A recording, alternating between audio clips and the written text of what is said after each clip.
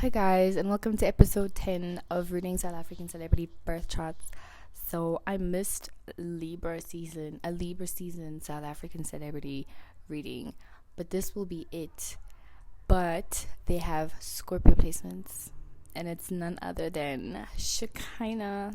Yay. So yeah, let's get into it and see what is going on in her chart.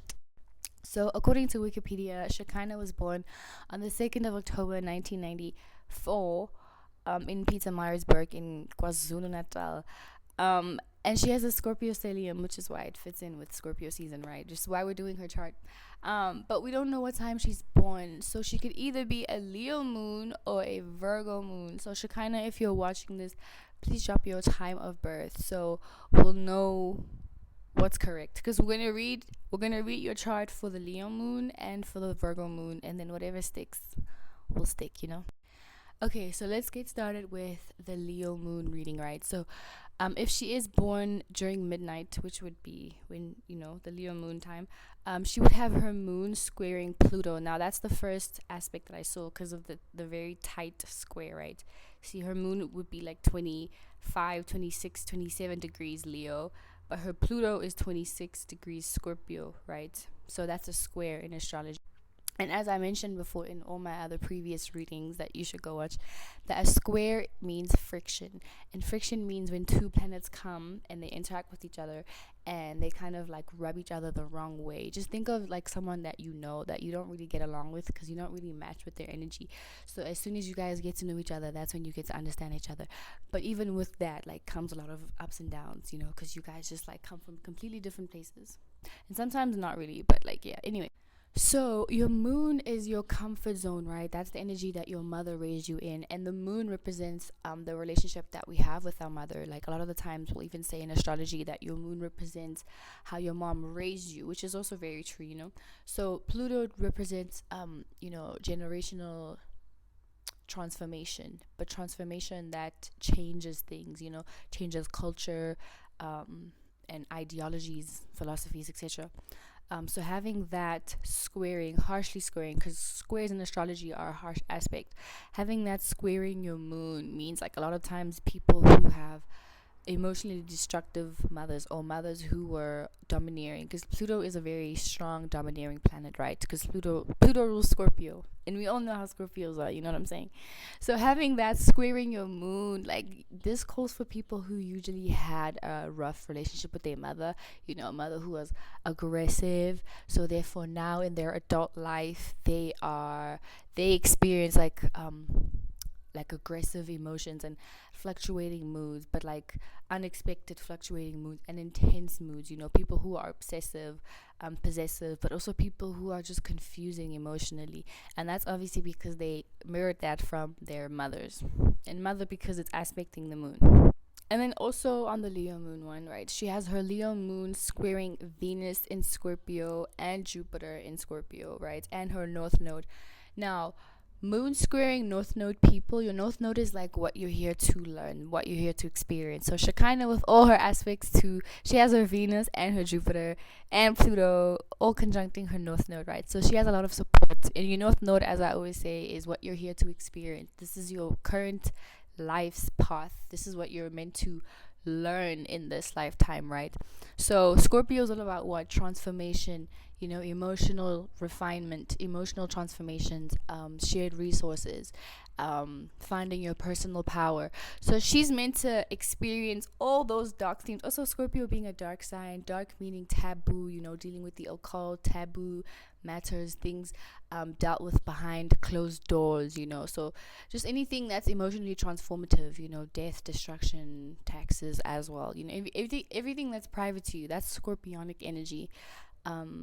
Sex too, so she's here to experience all of that, but she's going to experience that through her love life, because Venus is in Scorpio, right? And we all know Venus represents your love language, your relationships, how you are in relationships, and the kind of people that you are attracted to. So with her Venus also conjuncting Jupiter, Venus conjunct Jupiter, that's another aspect, because also it's a tight conjunction because they're both 15 degrees, right? And people with Venus conjunct Jupiter, these are the people who have a large capacity to love, and they love being in relationships because that's where they feel the most valuable, and that could be to a detriment sometimes, because when you only feel valuable in relationships and you're alone, you kind of, feel a lack of self-worth. So these are the type of people that would sometimes feel like they need to be in a relationship. Also, it doesn't make it better that she's a Libra, and we all know Libras are like the partnership sign. So a lot of the times, like, people like this would need to be in a relationship to feel neutralized, even though, not to say that she can't be alone, but it's a thing of preference where she prefers to be in a relationship because she knows that she can have somebody to add on to value. But younger years, these are the type of people that rely on relationships to feel worthy, and they rely on their partners to, put value in them. But other than that, they have a great capacity to love, because wherever Jupiter is at, especially if you have conjunctions with Jupiter is going to expand that for you. But also, because Pluto is also in the mix too, a lot of the times, like, her relationships can take her through like extreme ups and downs. Like, she has extreme high highs and extreme low lows in relationships, or whenever she deals with money. So these are the type of people where they can either lose a lot of money or gain a lot of money, but it's always extreme. It's no in between kind of thing. Yeah, so with her Venus conjuncting Jupiter and Pluto being in the mix, like, a lot of the times with finances too, like, she can be somebody who's very lucky with money, or because also it's Scorpio, like, whenever she gets into a relationship, she could, be lucky to attract money, or just really attract anything she needs. But because Pluto's there, it's gonna take her through like extreme highs and lows of getting what she wants and then completely losing everything that she had.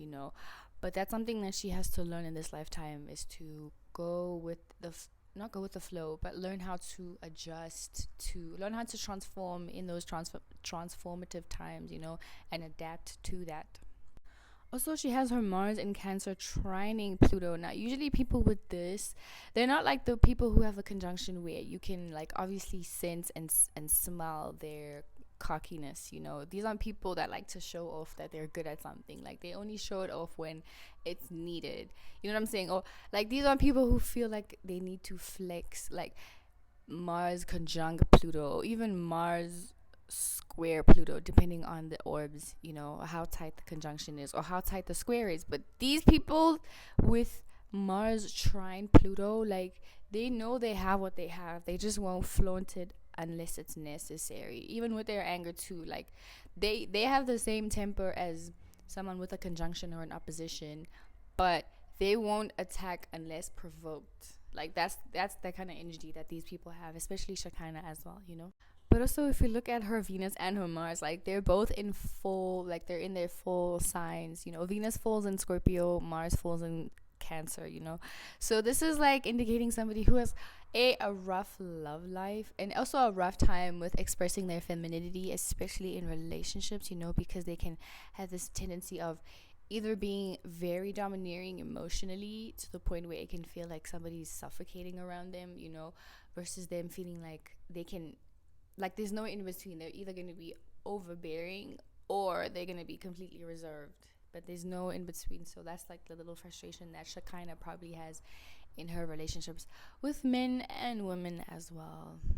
But obviously things do get better as you grow, because you'll learn, like, who to give that to and who not to give that to, which I'm very sure she has learned in her 20 something years of living. 29, yeah, 29, I think.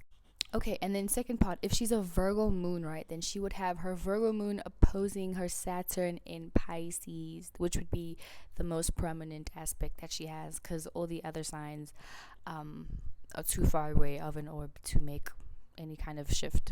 Okay, so people with their moon opposing Saturn usually have grown up with a mother who was emotionally withdrawn, so they felt unloved by their mothers.